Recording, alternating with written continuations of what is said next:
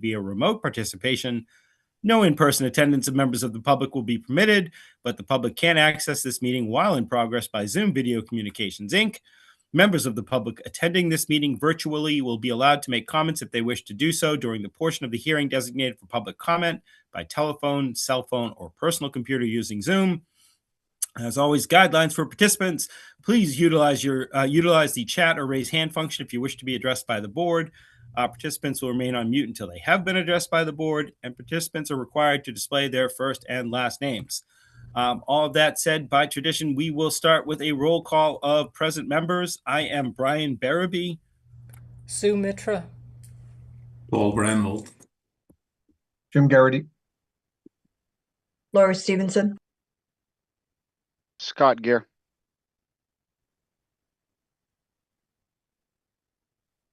Did we get Sam back? No, she hasn't come back in. Okay. In that case, the Bolton Conservation Commission will now continue the public hearing under Mass General Law, Chapter 131, Section 40, and the Bolton Bylaw, Chapter 233, to discuss a notice of intent for 455 Sugar Road, DEP file number 112-0766. I know we were waiting for some updated plans, but I believe the applicant's rep is here tonight to talk about possibly the planting plan. Am I correct in that, Ryan? That is correct, Mr. Chair. Ryan Proctor, Dillis and Roy. I'm here tonight representing the applicant. They are also on the call with us, Zhao Wang and Shazu.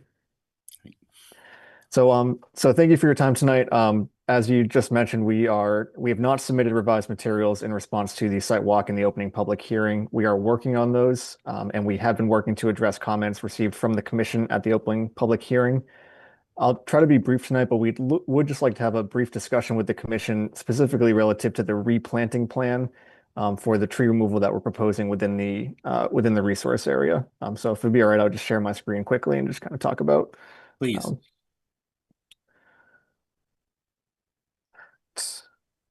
All right, so just for the benefit of the commission and the public, I know it's been a little while, so we are proposing a detached accessory dwelling unit at 455 Sugar Road.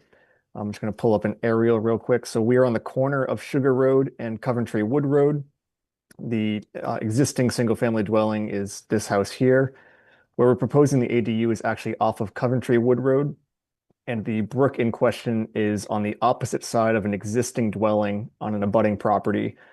So we are proposing the ADU upgradient of the existing infrastructure and driveway on that abutting parcel and tucking it as close to Coventry Wood Road as possible.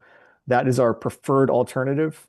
So we fully intend to submit tree tables and updated information that you've been looking for. And I'm going to throw some numbers out tonight. I promise we will document it so you have a chance to review it. We're not looking for a decision tonight in any means.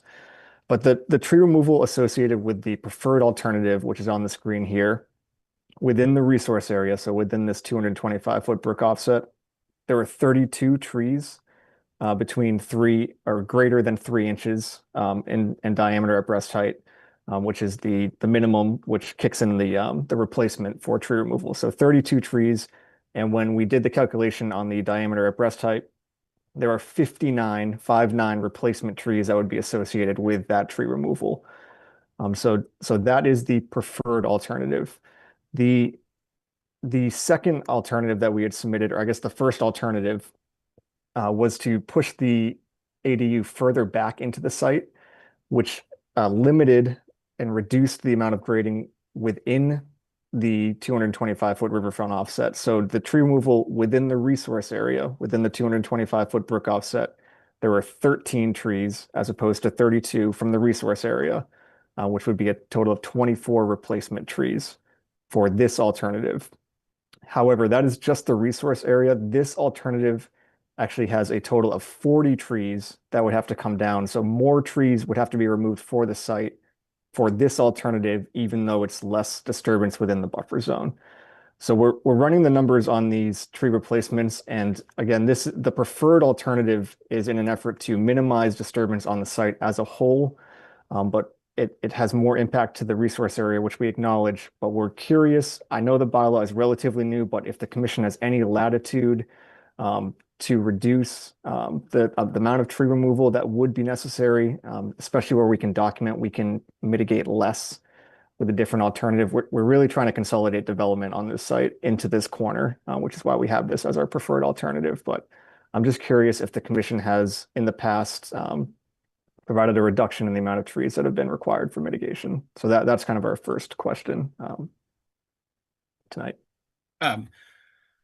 This has come up in the past. We have, I know at least once in the past, reduced what we have asked for. It was clear on the site that they weren't going to be able to plant the amount of trees that it would have taken, and the trees wouldn't take. They were working with a very small amount of space, right? And what we had proposed, and I think it was your firm as well, is if you can give us a narrative saying, we understand this is the standard, we can't meet the standard for XYZ reasons, here's what we're proposing to mitigate that. Okay.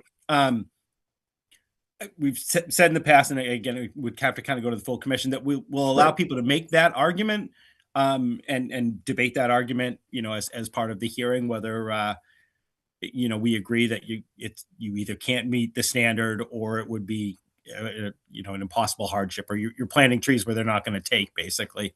Right. So again, I'm always personally willing to consider that. I'm not sure, maybe if I put it out to other members of the commission to get their initial thoughts on if they'd be willing to waive part of that bylaw, depending on what the situation is. Yeah, I think I would certainly be open to that, Brian, especially since it is a heavily wooded lot. So yeah, I'd certainly be open. Yeah, I guess I would be wondering how much of a reduction we're talking about. Yeah, so that was going to be something. So we have to look at that, obviously. So we have something to present to you. I completely understand that. We before we came back and had to choose an alternative, in front of you guys, we didn't want to select before understanding exactly what it was. So I don't have that answer exactly tonight. It might be a combination of what we can do on site plus a reduction, but the site is very wooded, especially the commission members that are out of the sidewalk. It's all wooded in the backyard. There's significant landscaping in the backyard. I know it was snow covered, but that's why we're asking the question tonight. So. Yeah, and again, it's a tough one. I would say, and it sounds like everybody else would be willing to consider it, the reasons behind it. But I would say that's not a guarantee of anything. Understood. It's one of those, well, if you can't meet the plantings, then maybe you can't build an ADU. Like you have to be allowed to build an ADU. That's just what I always just say that as a warning. I don't want people to think, we'll put together a narrative saying we can't possibly plant the trees because XYZ, and that will be fine. We could still question it and say, no, we think you can plant those trees, or we'd like to see something else. Absolutely. I understand that. I just want to make sure I warn ahead of time on that. No, I appreciate that. Be more than willing to read. Go ahead, Scott. I would just, but particularly for the members that would have a threshold, I think it would be beneficial to both the resident and to Ryan if we could kind of give some left and right limits, so that he's not wasting his time, and then we don't have to have multiple times where they have to come back with multiple suggestions. So the site visit was conducted. Obviously, folks have some opinions on the matter, and I think it would be beneficial to Ryan to give him some rough guidelines of what the members are thinking. Sure. I mean, I can start. I want to see you meet the standard. That's what the bylaw says. If you're removing 32 trees, I want to see you replant 59. If you can't, and you can show me I can't replant all 59, I can only replant 58. Great. That's better than something that says I can only replant 52 or I can only replant 49. That's where I'm at. I want to see you replant all 52 trees. And then if not, the closest to 52 you can get with a narrative as to why you can't reach the 52. Other commission members? But Brian, I don't know that you've acknowledged that it's unlikely, that it is impractical, or I forget the exact word you used. I but did that not acknowledge planting, that. You said it, Brian. You said that it's very wooded. There isn't space to plant 59 trees. Sure. and there's not areas where it would take. So I think just saying, hey, come up with some plan and then I'll tell you in 2 weeks whether or not I like it, when there's already ideas in place, I think is unfair to the residents, and it wastes their time and their funds to have to continually to come back. So I think we owe it to the residents to provide some guidance aside from you have to meet the standard or guess. It's I not don't think guess, that's fair. They need to come back with the plan. In the past, and again, one person here, we've never told a person we want the plans to say X, Y, and Z. They need to come in with the plans and we can ask for changes. But generally they don't come and say, here's my property, tell me what you want me to do. I don't want to get into starting to do that. We shouldn't be telling people what to do. They come with a proposal. We can are say telling yes or them no, what we to can ask do. for changes. You're telling them what to do, and and potentially you're making them come back at 32. Okay, I'll come back at 33. No. All right, I'll come back at 34. No, we're not, Scott. We're telling I them to disagree meet with the you, Jim. I To think that's submit a exactly planting what we're plan, doing. yeah. We're telling them to meet the standard. We as a commission don't design plans. We don't do that. It's not our job. It's to review the plans. So, Jim, what is So we're our job? asking to Because review- I would say, Scott, right now you're going to say, oh, they should only do 24 trees based on what? Like, based on what? I want their narrative showing we can only fit 22 trees. Here's where we're going to plant the 22 trees. We can't put any here, here, or here for this reason. And that's not something, again, in the past that we've ever said, all right, we're going to tell you how to set up your plan. No, the people are allowed to submit their own plans and then we respond to the plan. That's really all I'm saying. We can't, I don't feel We that can. I We can. create a plan for We're this site. choosing I don't not even wanna to. try, but And if we're you choosing do, to make it I'm more than happy to difficult for the entertain it. residents, and I disagree with that approach. But Okay. I mean, one thing I would add to all of this is that this is not Ryan's first rodeo either. I'm sure he's had to deal with this situation before, and yeah, what we're looking to do is to have them obviously meet that 59, but if they can't, just as much as they can up to that 59. I Yeah, don't and think it that's just- unreasonable. And to see reasons why they can't, a narrative to say, like, Right, look, here's the property, absolutely. I can't Yeah. plant here, I can't plant here. No, I understand that. Could I ask a follow-up question that might provide us a little more guidance too? So there is an Please. alternative in your regulations that provide an option for donating to a tree fund in lieu of planting the trees on site. There's a range associated with each tree. It's $250 to $500, and we were just curious how that gets calculated. If that's subjective to the trees that we're removing, because we would potentially be looking at a combination of both planting what we can on site, which truthfully I don't think is much, just given the existing canopy and woods there. But if we could do a combination of replanting and potentially, again, I'm just spitballing out loud here, but donation to the tree fund. I'm just curious how that 250 to 500 range is defined. Not sure offhand. I was going to say, Lauren, I don't know if you have more info on that. It's definitely something we can or I can research for you. I don't know that one offhand, how that was Yeah. originally chosen. I don't know that offhand either, but Okay.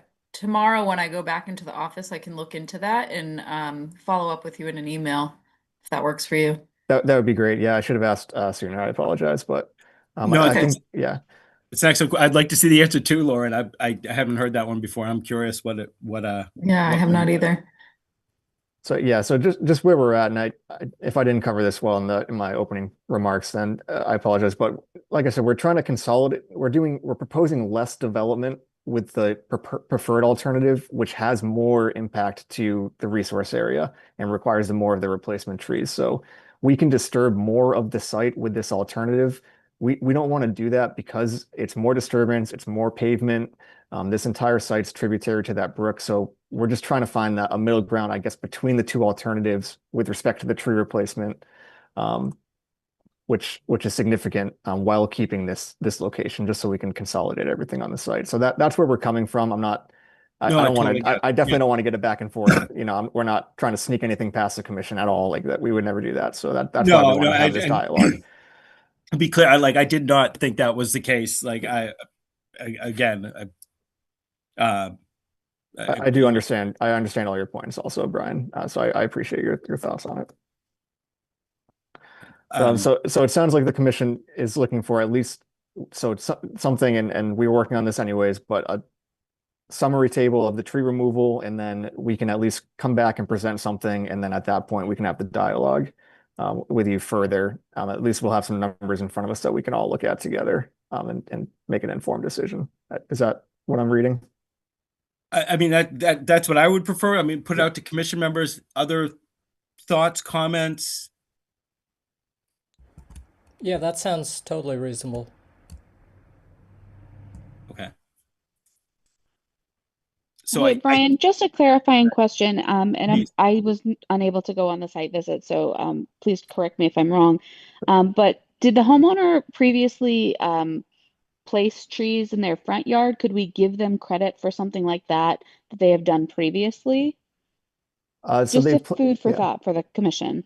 Yeah, I will ask that, or maybe they can jump in. I know they've planted like 3,000 hosta plants in their backyard. They are semi-professional gardeners, but I will have to check with them on the trees. That's a good point, Sam. And I would say, if you have a narrative that could go in it too, that, prior to application, we did do additional plantings on the property. Just another thing for us to consider.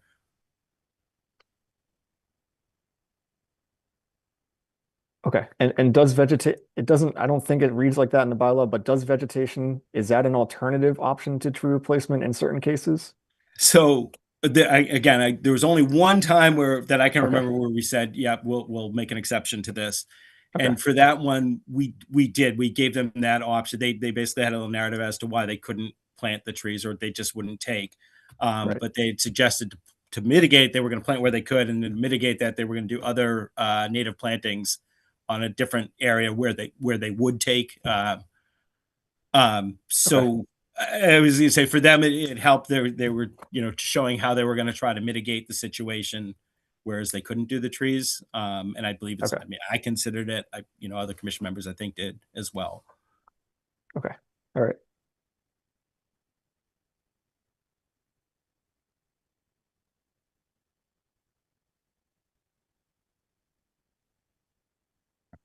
Okay, I think that's all I have, unless there's anything else the commission has for me or any questions on the application. I'm happy to answer any questions, but I think the ball's kind of in our court at this point, it sounds like.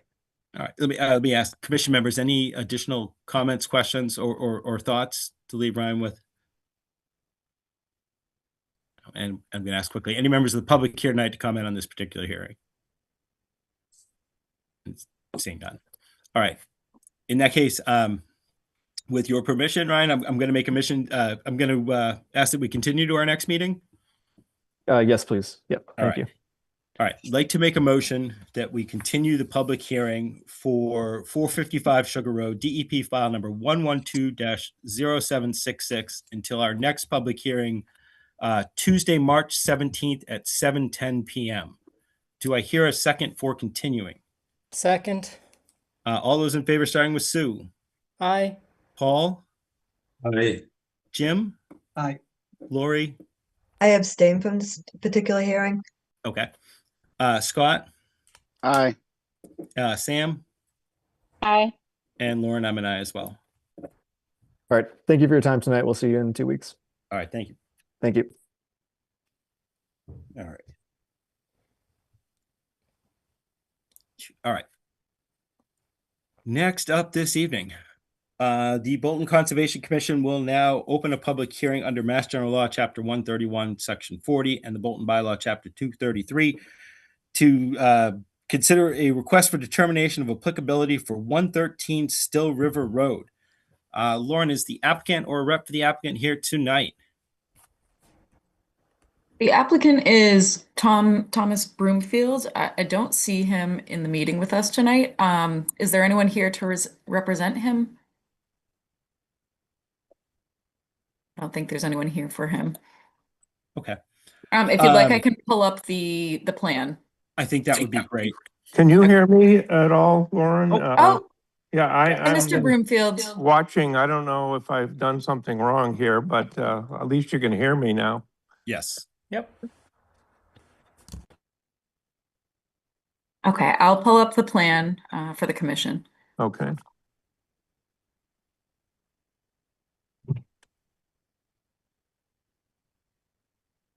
Mr. Broomfield, are you able to see the screen right now? Are you able to see when Lauren pulls up the plans? I have a copy of the plan in front of me, but Okay. I do see your face and all, so I'm I sorry don't about know that. about the plan, but you can ask me any questions about it. Okay.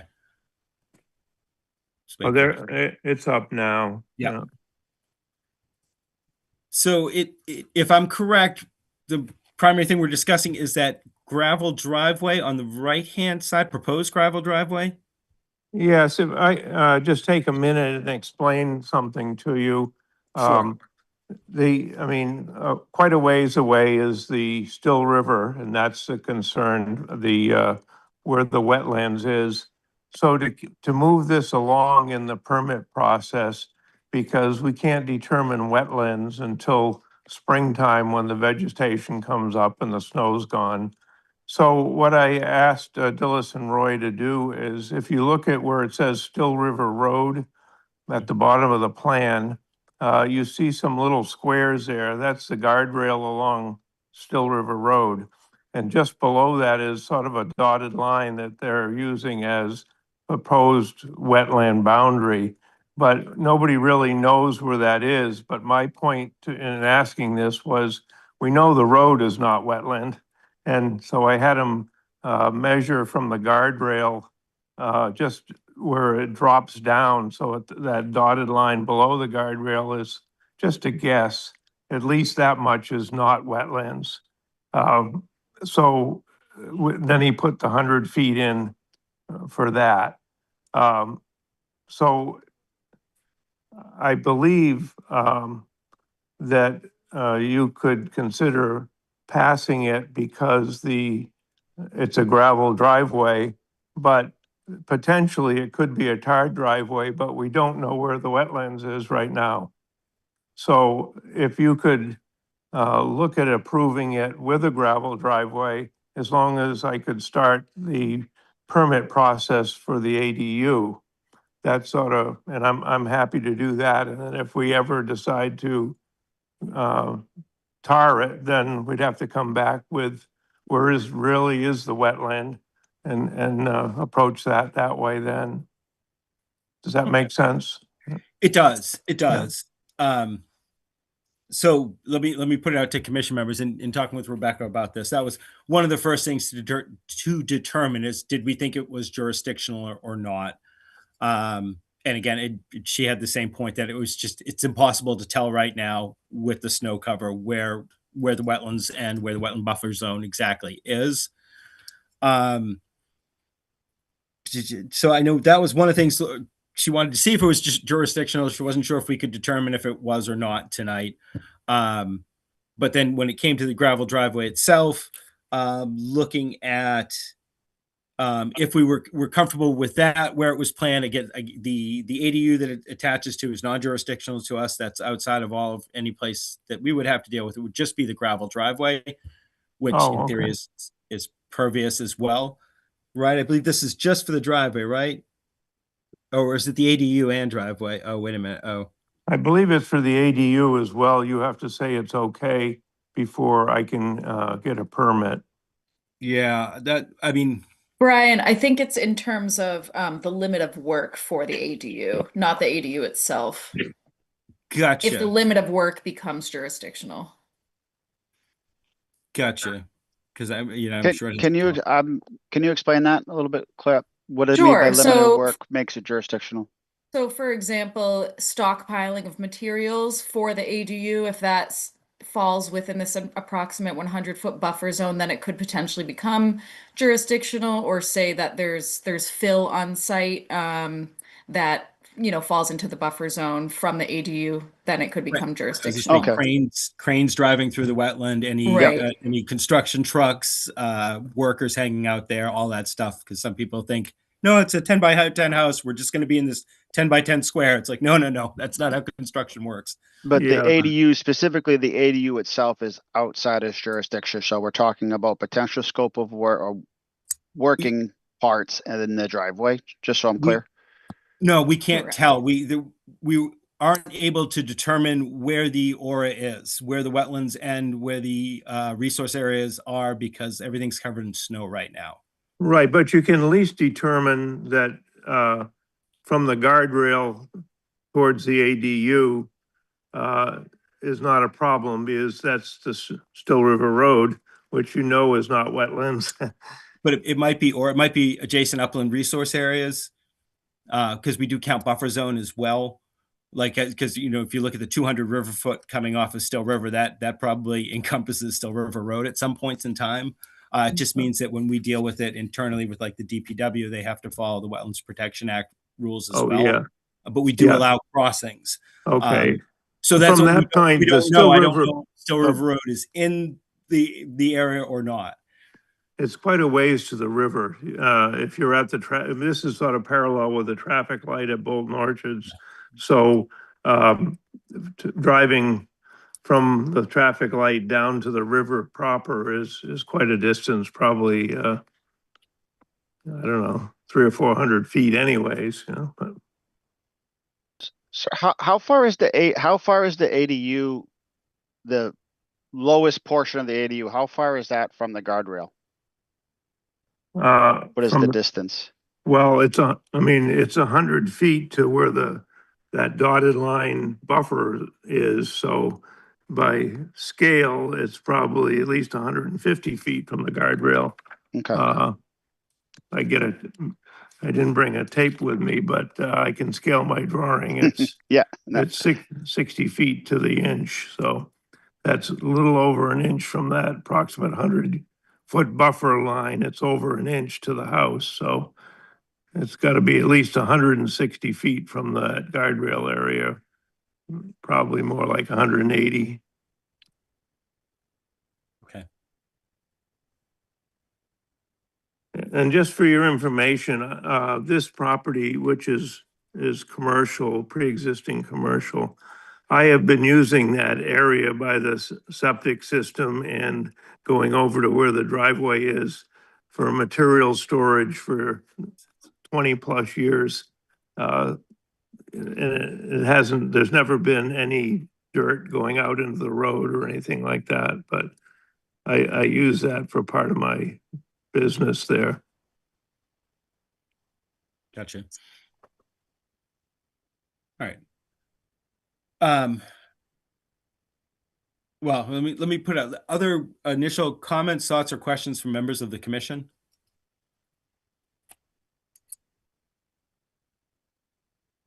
I'm not seeing any. Any members of the public here tonight to comment on this particular hearing? Not seeing any. Curious which way commission members would like to go. I mean, Rebecca's first question was try to determine if it's jurisdictional or not. She thought at the very least the driveway was. The ADU, it looks like it would pop out, but I know this is all for one project. I was going to say, she mentioned if people are interested in the site visit, we could try to set that up. I know some of us have been out to the Broomfield areas before. This can all be seen from the road. I'm quite familiar with where you're pointing to here. I'm not sure if anybody needs to go out or wants to go out and see it any closer. Me personally, I think it probably is jurisdictional, or at least part of the project is. So it would fall under us, but then when it comes to what you're actually proposing, I think like the plans itself and where everything's going, I think that's fine with an RDA. Looking at Rebecca notes and just normally speaking, we'll put in a condition that erosion controls need to be in place and inspected before work begins. That's kind of standard for us. We'd probably put something like that in again. And that we'd probably want the limit of work to be marked out, where the limit of work is, and for erosion controls to be put in place before any work begins. And inspected by the town's conservation agent. That's fairly standard for us. I think I would be comfortable with what's being proposed here, especially seeing how it is just a gravel driveway for now in the area that probably is jurisdictional. And again, I know a lot of it's used for storage now. It's not overly green area to begin with, depending. I think I'm relatively comfortable with it as proposed, with our usual caveats in, but I'm curious if other people have other questions, things I'm not seeing, other thoughts.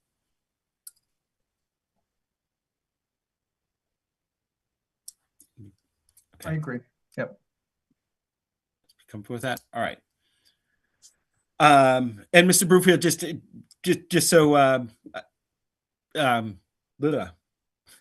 just so I'm clear, like I said, that's something we usually put in where any erosion controls that were proposed be put in before work begins, and then give a call over to Rebecca and Lauren, and they'll actually have somebody come out. Usually it's Rebecca will come out to take a look to make sure they're put in properly, they're covering the proper area, and that the limit of work is also marked out, the area where you're not planning to go beyond, so she can see that the erosion controls are properly placed. Does that make sense to you? Yeah, I think it does, and I would assume it would be right along the highway there. When you look at the drawing, you can see the driveway for the existing building there and that sort of flat-sided circle there. That the rest is already all tar. Yeah. So I assume you'd want the erosion control virtually right on the edge of the tar or a little bit back from that. Because if I'm correct, everything kind of flows towards Still River Road here, right? This comes down towards it. Yeah, it's flat there for a ways Yeah. back and then it goes up, yeah. But Yeah. anybody's welcome to drive by, stop, walk on it, whatever you want to do to see the area if you like. Yeah, I guess I can picture it quite well. Sure. And we've been out to your other properties up there before too. Yeah. All right. Did anybody, any commission members looking for more information right now? Comfortable with it? All right. In that case, I'm going to make a motion. Going to make a motion that we close the hearing for 113 Still River Road. Do I hear a second for closing? Second. All those in favor, starting with Sue, Aye. Paul, Aye. Jim, Aye. Lori, Aye. Scott, Aye. Sam, Aye. and Lauren, I'm an aye as well. I'd like to make a motion that we issue a -3 determination for 113 Still River Road with the following conditions. That erosion and sediment controls be in place and inspected by the town's conservation agent before work begins, and that the limit of work is also marked out in the field to be inspected by the conservation agent. All those in, do I hear a second for issuing that -3 determination with those conditions? Second. All those in favor, starting with Sue, Aye. Paul, Aye. Jim, Aye. Lori, Aye. Scott, Aye. Sam, Aye. and Lauren, I'm an aye as well. Okay, thank you. All right, thank you. Okay. I have one question for you if I'm still Please. there. So as far as putting the barrier in place, does the Conservation Commission want to comment on where it should be? Or do I work that out with Lauren or how do you want to proceed with that? I was going to say that it's probably best if you send a proposal, or kind of either if you draw it out on that map or where your proposal will be. And I think you can submit that to either, submit that to the town's conservation office. It should Sure. be Lauren and Rebecca. Yeah. Okay, I'll do that. Yeah. All right. I was going to say Rebecca generally knows better than we do what the ideal placement would be. And I'm not sure we'd want everybody to look at it and No, I don't think that's everybody's commenting on it. necessary, Okay. but yeah, okay. Well, I appreciate your looking at this with me and we'll move ahead. Thank you. Okay. Good luck with Okay. it. Okay, bye now. All right. All right, next up, the Conservation Commission will continue our discussion around the proposed trail connection from Neshoba High School to the Taggart Forest Land. I don't know, is Drew here tonight? I don't see Drew in here with us tonight. Okay. So a few things, and if Drew stops in, we're waiting for Drew to confirm whether the trust is willing to move forward with engineering the bridge and picking up the cost to engineer the bridge that would be required to go in that area. I know he's trying to find out that information. There were questions last time about the DPW project that's currently being planned to go in there, and could we add in language as part of that project to kind of create a safe zone along the street edge there? The answer on that was that design is basically complete, that it's almost done with that it's almost ready to be submitted. That whole plan has kind of been engineered and done, and they don't want to reopen it and restart it, which I can completely understand. So that was kind of their answer on that. I know there was a question about how often does it flat out, or how often are they expecting it to flat out? DPW couldn't give an estimate on that. They're just unable to provide that estimate at this time, anything they feel comfortable with. And I know last time we talked about having it come out of the Conservation Commission, but those were the two. I know the commission members had those questions last time. Those are the answers that we've gotten so far. I did talk to Rebecca about if they go with the trail that goes closer to the road, where we're talking about, is it going to be safe enough? Can DPW add something? She mentioned that, there's no guarantees, but she's going to be putting in for grant funding for this trail project. And she's looking for a lot of different Safeways grants and stuff. And that if it was towards the roadway, she'd be looking at possibly doing that as part of the project to kind of create that safer corridor, make sure the sight lines are better, possibly riprap along the road, something like that, just to provide that extra layer of safety, so that everybody can see better and that it's safer going along the road, depending on where the path goes. That was the information I had gotten from her on that. I think that's really all I have for updates. I think we're kind of waiting to see if the trust wants to underwrite the cost of engineering and putting in the bridge, and going with that plan, or if we want to look at an alternate plan. Lauren, am I somewhat correct in that summary? Yeah, I don't have anything else. I think you covered most of the main follow-up points. Okay. All right. Anybody have any questions, comments, or thoughts right now concerning this? Not seeing any. Any members of the public here tonight to comment on this particular discussion? Again, not seeing any. All right, so we will table this for now and wait to get more info. All right. Excuse me. Next up this evening is for the commission to review, discuss, and consider updating the dogs on conservation land rules and regulations specific towards the Bower Springs Conservation Area. Lauren, do you want to bring up the draft Bowers, the Bolton Sure. Conservation Commission guidance and rules, dogs on Bower Spring Conservation Land?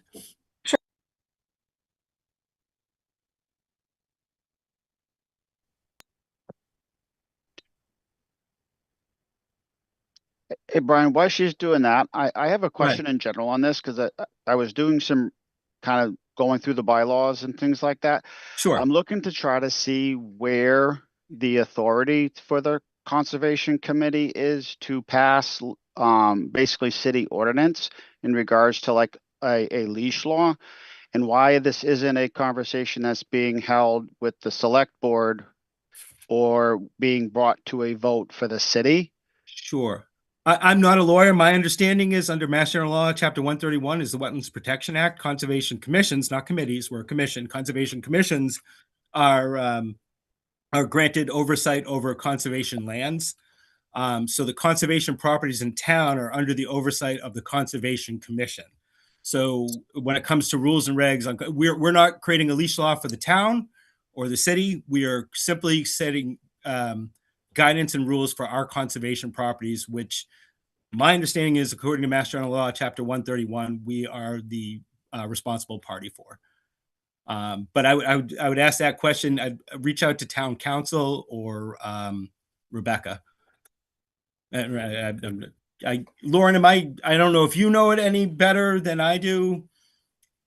Yeah, when I was speaking with Rebecca about it, that's kind of what she was discussing with me is that our town bylaw, exactly what you said, the conservation properties fall under the wetland bylaw.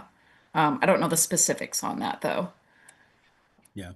Well, and topics such as this, where Rebecca's input is so important because of her knowledge, is there a reason why the conservation agent does not attend the conservation committee meetings? It's Conservation Commission. And she is on call if we ask her to be present at certain meetings. It's a question of how many hours that Lauren and Rebecca have to work. Mhm. We felt it was better having Rebecca in the field for us sometimes and allowing Lauren to run these meetings. And just so you're aware, like, she's open to questions at any point in time. We get the agenda on Thursday, or at least 5 days beforehand. And that's the time where, again, I'll read through it. I'll ask Rebecca any questions I have. So that's really the time that, and of course, if we need more time, we can get more time. But she's always been, whenever I've emailed her, anything like that, she's always been very responsive. If there is an issue where you really want her to be present in the meeting, just ask. She's more than willing to do it if at all possible. Unless, she's got whatever family plans or something important, but 99% of the time she's more than willing to come on. And I know in the past too, she said, if you need me at the meeting, you can always call me if you get stuck on something. Okay, thank you. Okay. Lauren, can you blow this up a little bit? Sneak in a little bit. So basically, if you look at everything here, the whole bolded section up top, that's already existing. The 3 bullet points, the one that's highlighted first, every dog is required to be on a leash. The second one, an individual may bring a maximum of X amount of dogs. And the third one, dogs are not allowed in water courses, wetlands, or ponds.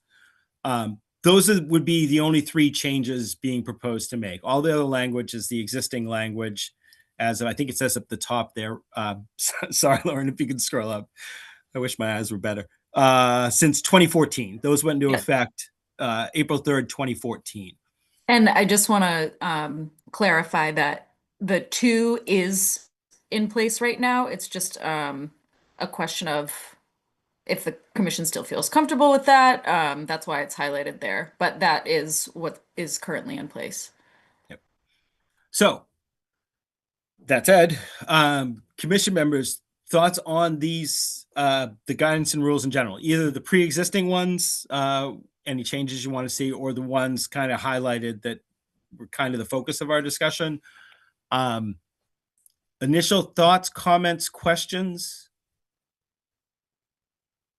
Hey, Brian, I've got a question on the last bullet point. Does the Conservation Commission or the conservation agent currently have authority to pursue violations? Or would it be the ACO? It's a good question. Because my concern with that is if the bylaws state that someone is supposed to be under, they're supposed to have control of their animal, but we are slightly altering that for this location. I don't know whose jurisdiction it would fall under. Good question. And I think in talking with Rebecca, because I had that, we had the same question about, like, can we use the animal control officer? What happens? She said that any of these any regulations, rules like this set up would be enforced by the town of Bolton under its bylaws, enforced by the town of Bolton and its officers under existing protocols. I think was the full comment. I jotted down notes real quick. Basically, that was one of those things where whoever is authorized to do it, whether it be the police, the animal control officer, or the conservation agent, that they will follow whatever protocols they have in place. And it's not for us to determine what their protocols are. I could be wrong. Lauren, does that make sense? I'm trying. Yeah, in my notes, I have that these can be enforced under the Code of Bolton by town officers in general. So the bylaws associated with animals and wetlands. So yeah, in my notes, I just have general town officer. So I think you're right, Brian. That could fall under the animal control officer, conservation agent, or local officers. Police officers. Sorry, Police just clarifying. officers. Yeah, Okay. from my understanding. Mhm. That's mine as well. Yeah. Thanks. I appreciate that. Other comments, thoughts? Okay. Members of the public, any members of the public here tonight to comment or want to talk about possible dogs on leash at Bowers? I see Marilyn Gear. Yeah, Let's my see if- question is, Please. so scrolling to the top, this is naming a specific area for conservation. The Bower Springs, which I'm assuming is an area here within Bolton. But then when we look down at issues with aggression, right below it says issues with aggressive dogs associated with attacks on property. Then it no longer talks about Bower Springs. Now it's just talking about Bolton conservation areas. So now this is talking about multiple areas, but it's titled one particular area. If this is only about Bower Springs, I want to make sure that it says Bower Springs every single where on here, because I live on conservation land. I have more than 2 dogs. My dogs are, whenever they're on my property, they're not on a leash because we have an electric fence. So then that puts me in violation every single time if you adopt this and you don't correct that language.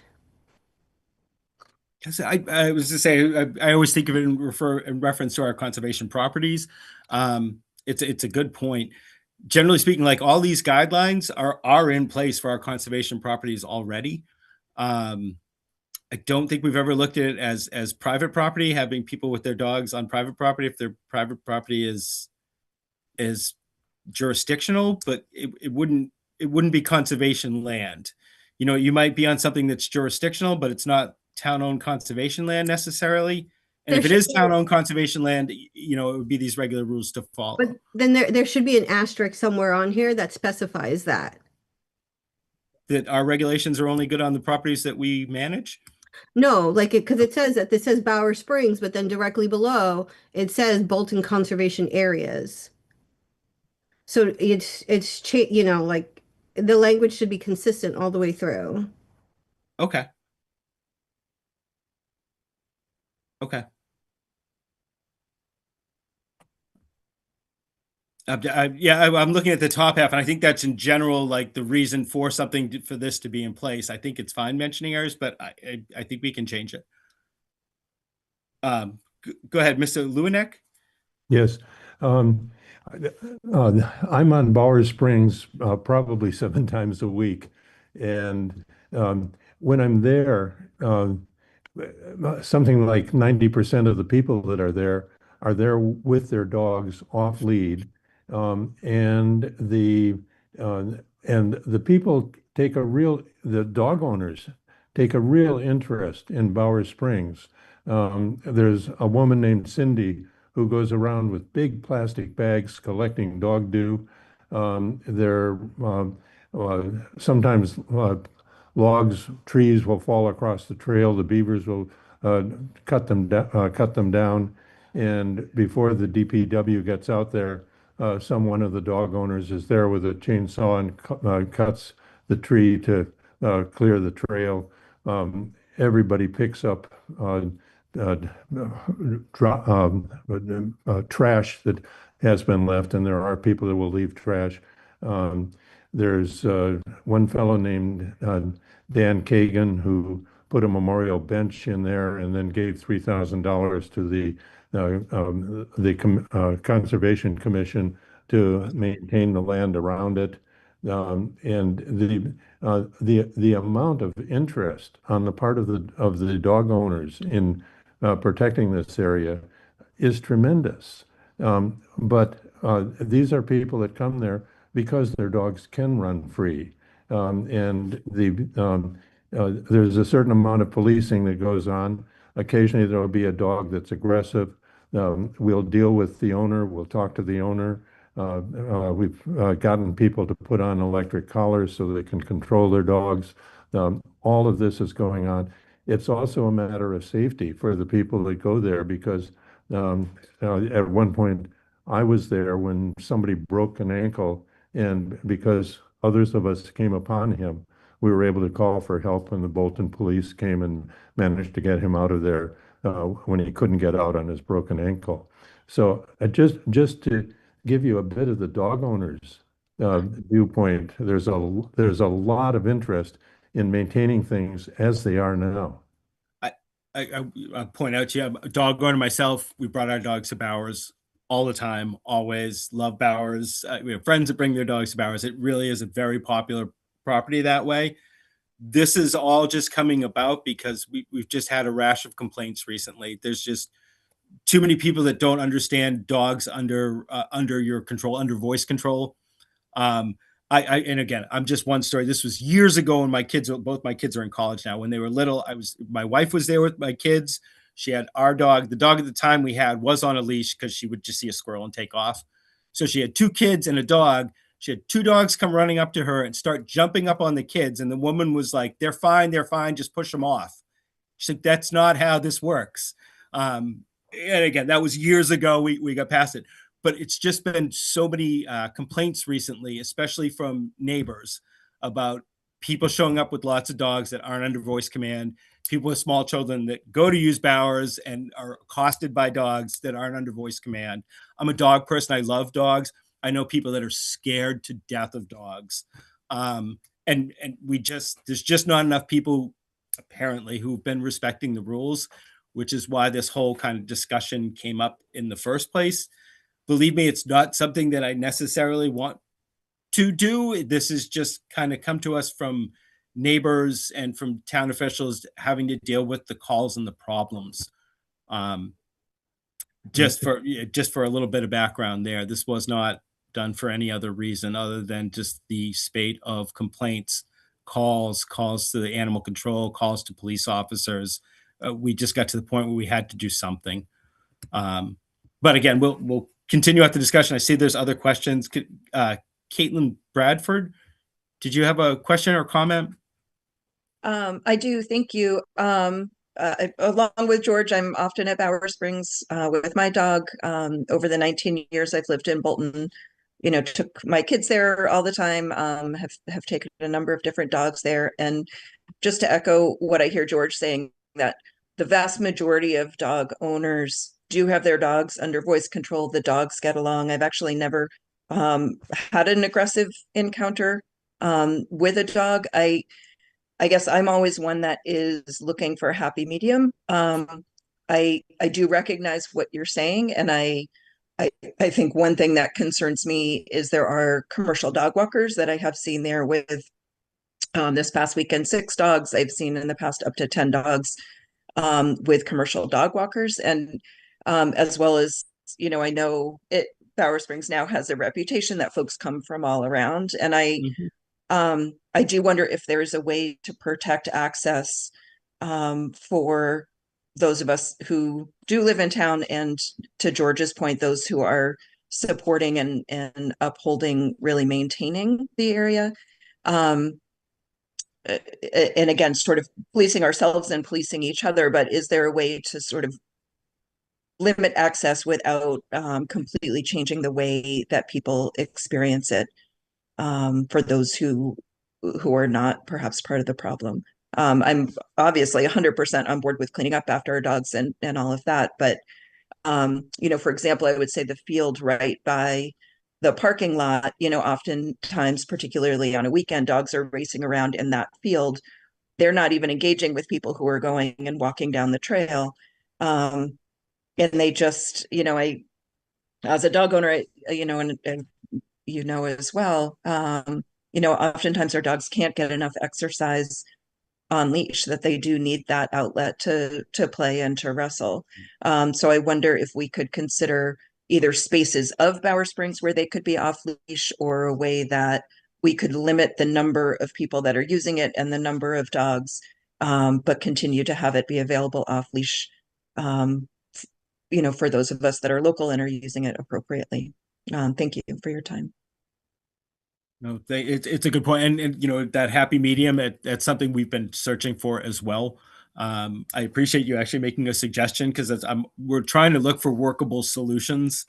Not sure if that is one. I will say is when this conversation first came up, I think everybody on the commission was big on if we do this, we're just going to limit it to Bowers.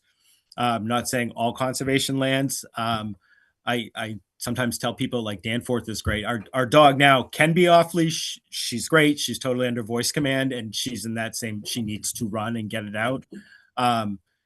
Usually we go to Bowers, but like Danforth is also great. There are some other conservation areas. We've been doing Taggart with her recently. She likes running the trails at Taggart. We wanted to avoid saying, all right, there's no place in town where you can't have your dog off leash. It's just this one particular conservation area. And I think it's a lot of what you brought up where you have dog walkers coming in. The word has gotten out. People from surrounding towns come. And it's just one of those, if you have 100 people, 75 of us can be very responsible about it. And then there's the 25 that aren't, that, bite somebody's kid or is constantly in somebody's yard. An elderly person's constantly having to call and they don't feel safe in their house and they don't feel like we're being responsive to the problems there. It's a very annoyingly difficult problem. I would love to find that happy medium. And who knows, maybe we'll get a good suggestion tonight. This is also something we don't need to pass tonight. We can definitely go back to the drawing board and see if we can't work something in with. I liked your idea of if we can even just designate a space that on the field at Bowers, dogs can be off leash, but on any of the trails they have to be on leash or something like that. But I'm curious to hear other thoughts. I know we have another question from Marilyn Gear. Do you have a question or comment? So I have so I apologize because I was taught if ever I present a problem, I always have to present a solution too. I am not familiar with how large Bower Springs is or how many entrances there are. Have you guys ever considered just putting up signs at the entrance areas that just have like a rules of engagement, like your dog must be under voice command or you must pick up after your dog? And then have considered something like maybe like a solar powered trail cam or something like that periodically just records, and if there is a problem, then you have a way to identify what that problem is, and then they're just not allowed to come. Possibly. We have posted the rules. The dog conservation rules are posted at most of the sites. I know it's been posted at Bowers in the past. I don't know if it got ripped down, but I believe it's still up there. It's also on all the town websites about using conservation land here in town. I like the idea of the trail cam. I think part of that was, if I remember correctly, they were having trouble because not so much with the trail cam, but when it came to law officers and stuff, that somebody would say, look, that person did not have their dog under voice command. And the person would say, yes, I did. And you can't prove it. And it's like, oh, well, there's a trail cam command of the dog running. But like, does the trail camera show that when the person, whistled, the dog ran immediately back? And that was the problem with it, was how do you prove that somebody did or did not have the dog under voice control? And again, we've run into this in the past. Like my definition of voice control is when you whistle or you give the command or you yell your dog's name, they stop, they come back to you. Some people, like the dog kind of looks over their shoulder and keeps doing what they're doing. And they're like, yeah, the dog acknowledged that I said its name. It's under voice control. And it's like, no, it's not. That's not anything. Like it's just people have different definitions of what a dog being under voice command is. Can that be on a sign where it says your dog needs to be under voice control, and then these are the definition of voice control? Dog comes upon command. Very simple, not like your dog does tricks, like super simple stuff of what your dog must do, and then write down like area under surveillance. I mean, and one of my favorite things about living at today's age is like everybody records everything, right? So people begin to feel like something is amiss, people whip out their phones. I mean, and that's usually admissible. Yeah. I mean, if something happens, right, and somebody records it, it's admissible. If our trail cam or ring camera or whatever like didn't catch it, like there'll be something. Sure. I don't disagree with you. I'm happy to put the sign in bold, bigger letters and put it up, but like putting up the sign and the signs for years has not helped the problem. I don't know if people don't read the sign or they read it and ignore it. I'm not sure, but we've done signs there for years and it just hasn't helped.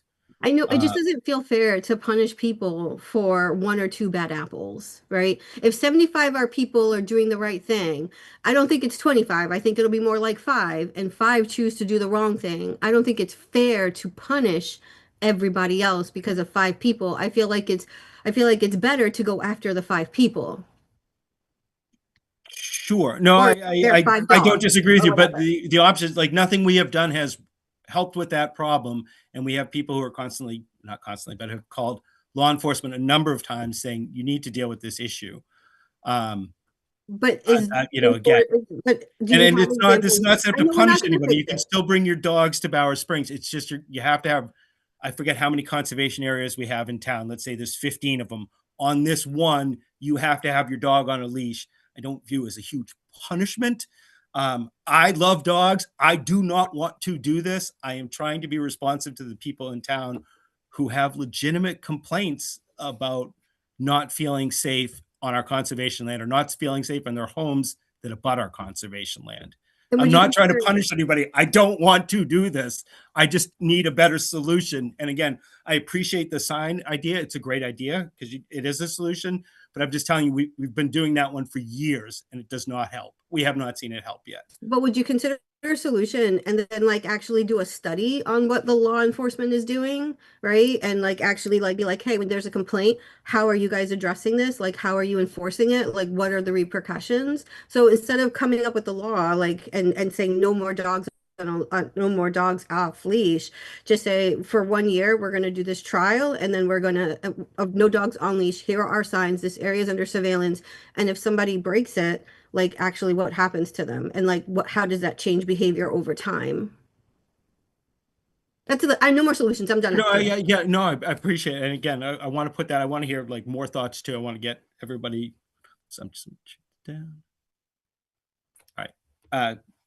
Caitlin Bradford, did you have another question or comment? I do. Thanks, Brian. And please know, I very much hear that you're responsive, like not at all an attack on you. I suspect both Marilyn and I are trying to come up with solutions.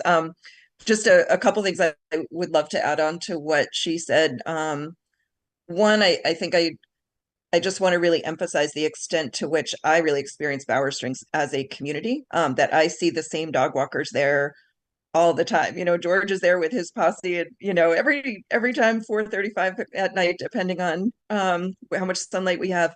You know, there really is a community of people, and I wonder if we could tap into that community for self-policing, because I know that there are people who enormously value it, and I suspect the problems are not coming from the people who are there every day and really respecting the space. So I wonder about something like, could there be you know, a committee of dog owners that work on self-policing, and you know, I don't know exactly what that would look like, but you know, approach those who maybe don't understand the rules, or approach those who are there with too many dogs, or that kind of thing. So to Marilyn's point, could there be an opportunity to address those problems? You know, if we see a dog that's out of control or not under voice control. The other thing, just to Marilyn's point, there is signage, but it's like in there's the large stand in behind glass and quite small. And I wonder if there was, you know, large signage right at the driveway when you pulled in. Again, I keep coming back to like the commercial dog owners. Could we have signage that explicitly says like this property is for, you know, local individual dog owners, you know, and cannot support the quantity of dogs brought in commercially? Like, could there be sort of a large and more clear sign? Because I think right now it requires people to like walk up to the bulletin board and actually really be looking for it, which you know, particularly if there's a commercial dog walker, like you're not doing that. Anyway, so I do really appreciate your hearing the ideas and just continuing to want to think about solutions. Thank you. Yeah, I was trying to think along with that, you know, to what you and Marilyn were saying. Like if we try signage again, right, a different place, bigger sign, and I'm wondering if we put some sort of warning on the signage where the town of Bolton is currently considering a 100% leash law for Bower Springs, you know, if you violate these laws, this leash law is going to go into effect. This is a trial period of blah, blah, something like that, and maybe something like that to push it down. Exactly. I think people really value it so much that if they knew it was at risk, I'm surprised more people aren't here. I think even that sign was really small. I happen to have caught it. But if people knew it was at risk, I think they would get really fired up and would address the problem. It's why we wanted to get that sign out too. Is like, I know there's a lot of people that want to comment on this. I will say quickly, when it comes to self-policing, I think it is a great community. I love the people that I meet up there. Around some of our trails is often these wonderful communities. Asking citizens to police an area for us is not something we can do. It's not even something we could suggest. And I love it. I think there's some wonderful people in that community, but we're not going to ask you to try to enforce the laws of Bolton or to approach somebody who is breaking a law, like, keep your distance, report them, whatever. Which is unfortunate because I'm sure there are some people, if you could explain what was going on, that they would be better, hopefully be better. I don't know. Sorry, Liz Allard, did you have a question or comment? Yes, I don't have a, thank you. I don't have a question. I have a comment. So I'm the conservation agent for the town of Harvard, and I'm not sure if Rebecca has been keeping you abreast of what's the joint decision we're trying to make here, because we want it to be unified. We want to do the same that Bolton is doing in Harvard. I just want to bring that to the attention of the residents. And again, I'm a dog lover as well. I know how well used Bowers is by dog owners. I also know, because I've been working for over 25 years, that this is an ongoing issue that no matter what signage or what is done, it's not getting resolved. So it's a two-town problem. So just doing something at your end may not be agreeable on our end, with the surveillance and the cameras and, so I don't know that. I think it is unfortunate that a couple of bad apples may spoil the good thing that everybody has going at Bowers. But I just want the residents that are here tonight, and I appreciate that people did at least show up and voice their concerns, that we're trying to work together, and it is difficult to police these two areas. So, it's a joint effort. So I just wanted to point that out, that we're trying to work together. So the reports I'm getting are horrific to what abutters to this property are suffering in Harvard because of bad dog owners. Thank you. I appreciate it. And I was going to say, in talking with Rebecca, she did mention to me that you guys were also concerned and wanted to make sure that we did sync up going forward. And I apologize for not mentioning that earlier. Sorry. Additional comments or questions from members of the public? Brian, there's a couple of comments in the chat. Yep. Let's see.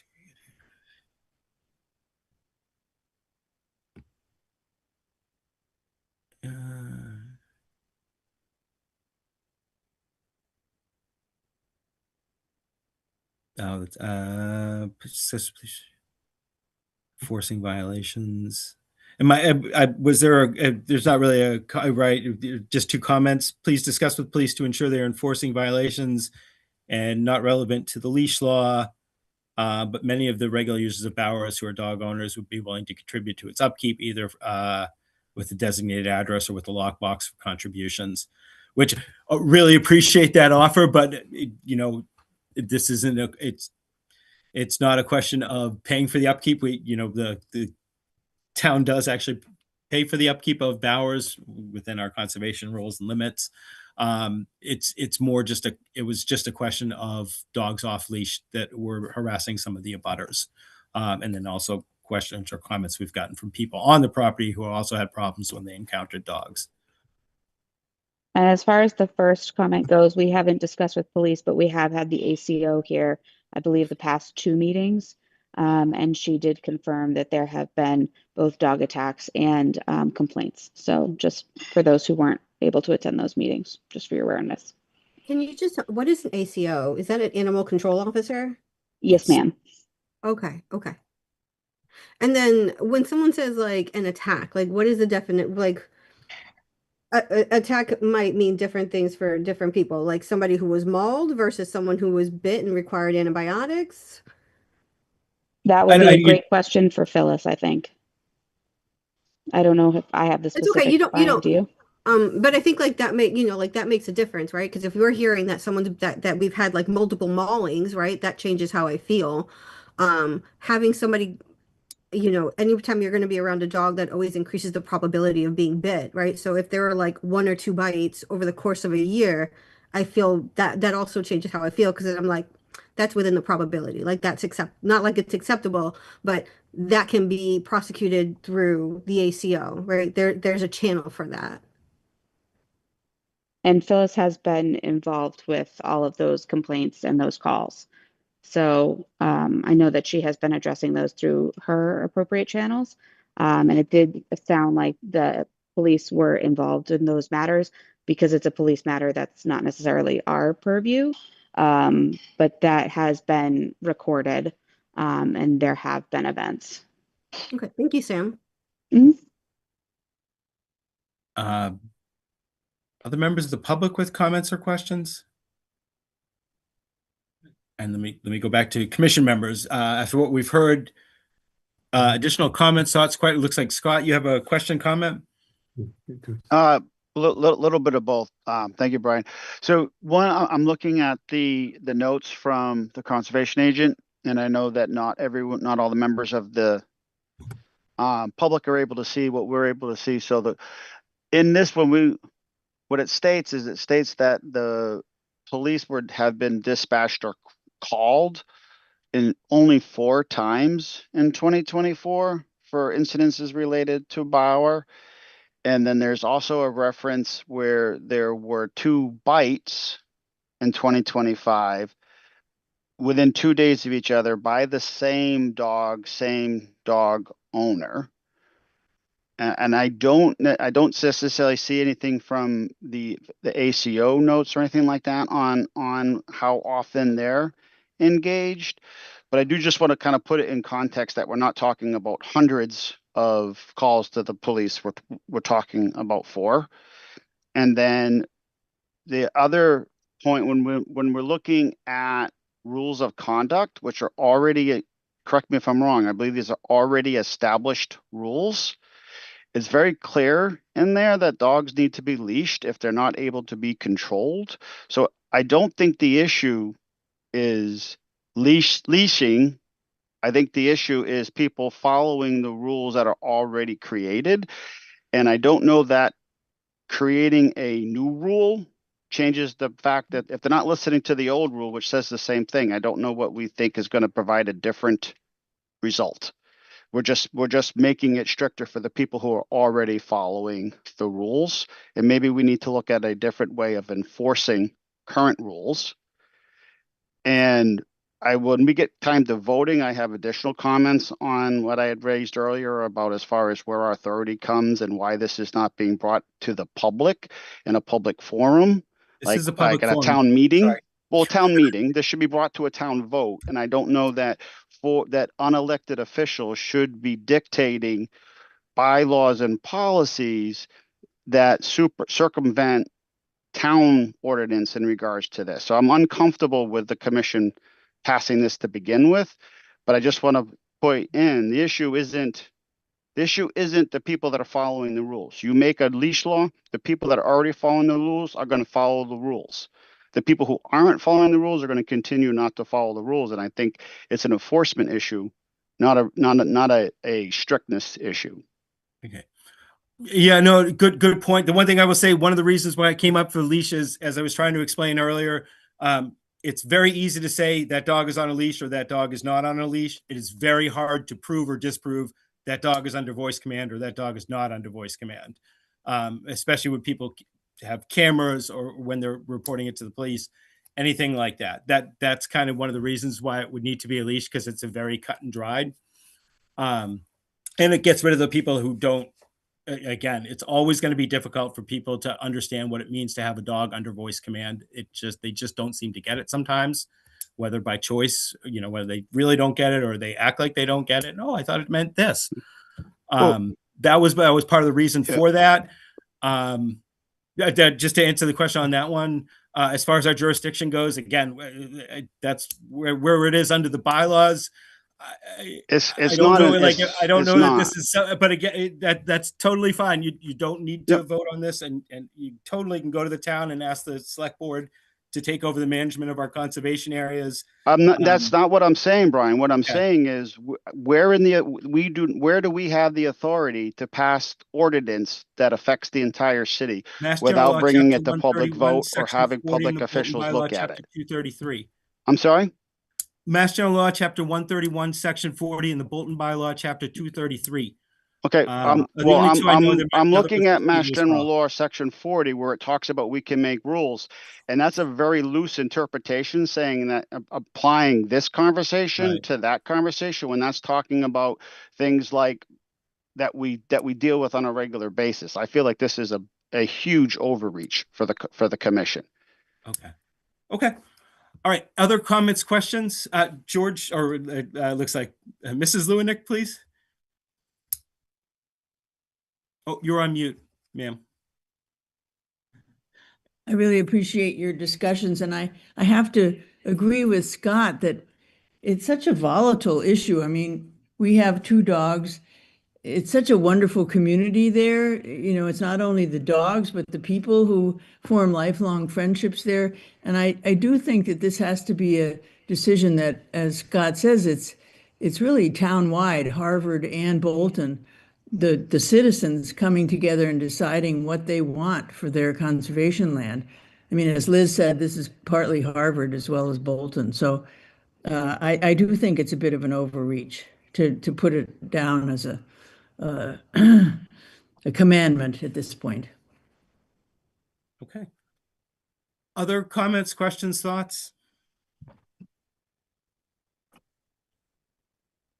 Liz Allard? Yeah, I just want to clarify that it's not really the Wetland Protection Act that gives, Chapter 131, Section 40 that gives you the right. It's actually the establishment of conservation commissions, which is Mass General Law, Chapter 40, Section 8, which is what conservation commissions were established for originally, which was the preservation of land. And I've copied and pasted into the chat. I did miss the section number and put it in there, where it states that commissions may adopt rules and regulations governing the use of land and waters under its control. So that goes back to Scott's concern, which is a valid concern, but you do have the right to create regulations on the land that are in conflict to other town bylaws. Right. Thank you. I appreciate you knowing that offhand. In the complete context of that entire section, I think that is a very loose interpretation, Liz, that applies to this circumstance. And I think that's where we need to, prior to making any sort of vote or moving forward with it, I think we need to take this to someone who can answer that legal question. Because as Brian pointed out, I am also not a lawyer. And I do think that this is a loose interpretation of that law. Okay. I think it. Yeah, I don't agree with. I'm sorry, Brian. I don't disagree with always double checking with a lawyer. Yeah, I'm not a lawyer. Brian's not a lawyer. Rebecca's not a lawyer, but that is my interpretation of it and has been for well over 20 years. Yeah, it's kind of, that's all. It's not worth arguing. I'm in that same interpretation, but it's worth looking it up. And if you can find a really good reason, then great. We'll change. All right. Are there any other comments, questions, or thoughts regarding the possible guidance or rules for dogs on Bower Springs conservation land? All right. Oh, thanks. Commission members, what are you thinking right now? Is this something that, as we were somewhat saying earlier, we want to try possibly an enhanced signage and say, as a reminder, big bold, take it outside the kiosk, try to put a sign up in a different area saying, these are the rules. And, if people aren't able to follow these, we might have to change to a leash law. Try doing something like that first. Do people, again, want to try to go through with going through this as it was drafted tonight, going with those changes, more discussion, more talk? What are people thinking right now?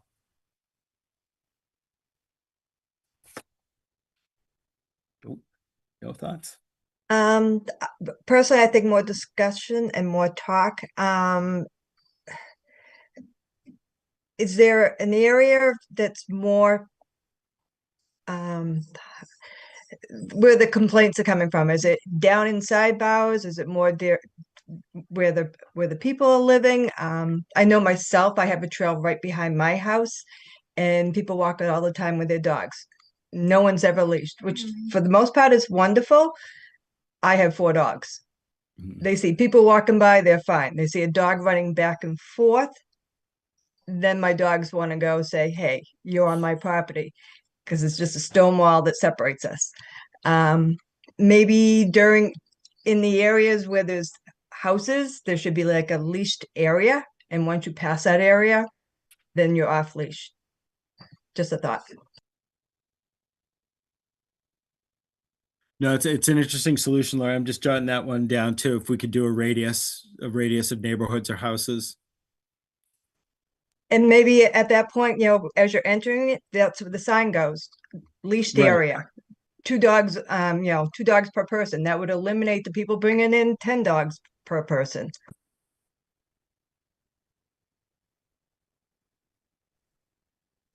And now I don't think we're gonna. We can always talk about trail cameras and stuff like that. Usually we avoid surveillance, but if we were to do something like that, that would be the place to put it, where you could have a sign up saying, "All right, you're entering the leashed area." Just trying to jot ideas down. All right. Other thoughts, comments, questions from commission members? Brian? Go ahead, Sue. So, sorry, I'm eating. I know the town of Lincoln had something like this going on, I don't know, maybe 5 to 10 years ago. They needed to update their leash laws on their conservation properties. I don't know, I know they've made some changes, but I don't know how effective they've been. It might be worth Rebecca reaching out to Lincoln Conservation and seeing what effect their leash laws have had. That's a good. Sorry, I just wanted to write that down. Another good point. Other comments, thoughts, questions from commission members? Brian, Oh. I would just add, I That's think fine. it's worthwhile exploring the suggestion you made about taking the existing rules of conduct, which I think cover a lot of the concerns here, and maybe exploring a way to more readily display them in entrance areas. For example, dogs are supposed to be leashed in parking lots. It's very clear on that.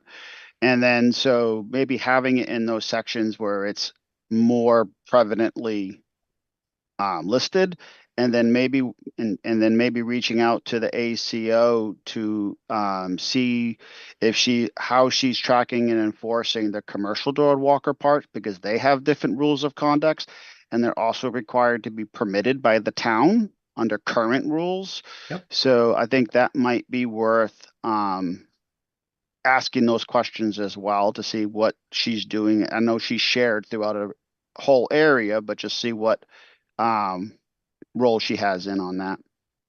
It's a good point. Liz Allard, did you have a comment or question? Yeah, I just wanted to follow up on 2 things that were said. The suggestion of limiting carriers to be on leash. We actually talked about that in Harvard, because the way you can come into off of Bolton Road in Harvard, you could either go to the left or the right. When you go to the right, you come down close to you're literally in people's backyards. And we talked about that. You'd have to keep your dog on leash until you got into, in those areas until you got into the field. So again, we've talked about that as well. We've had that thought as well, as limiting where dogs have to be on leash and can be off leash. And then I just want to follow back up on the suggestion of reaching out to Lincoln to get their regulations. Rebecca has reached out to the MSMCP Board of Directors, which I also am part of. Rebecca is. Lincoln is part of that. Michelle Grisenza, the agent in Lincoln, is on that board as well. So if they had something that was useful, Rebecca either A, has gotten it, or Michelle did not share it because she didn't think it was useful. So I know she did get a number of, she being Rebecca, regulations from other communities. So Thank you. you're welcome. All right. Other comments, questions, thoughts? Seeing any right now. It seems to me, and please correct me if I'm wrong, that we're leaning on not updating the regs tonight, but instead possibly trying something with advanced signage, and also looking into seeing where the majority of problems have occurred or complaints have occurred, and to see if we can find language about possibly limiting areas that, you know, the off leash is only allowed in the field, or this is non-leash area, off leash areas or different places.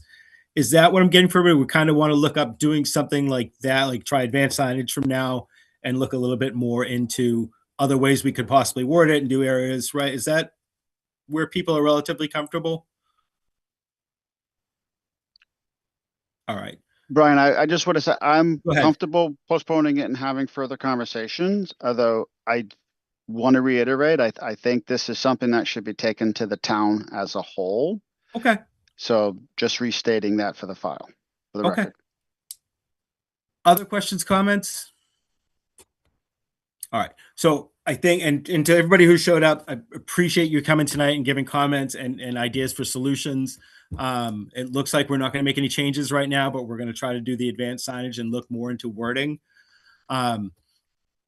Just so you know, if you don't subscribe to like the conservation commission updates or the town updates on different things, we will try to do our best if we're going to discuss it again to make sure that everybody in that area knows when it's going to be on the agenda, even if it's putting out another sign again, because appreciate everybody coming in. It really does help. All right. Thank you for your willingness to hear comments and feedback. Thank you. I was just saying thank you guys for proposing solutions, and I'm looking to find that happy medium as well. Thank you. Have a good night, everyone. All right.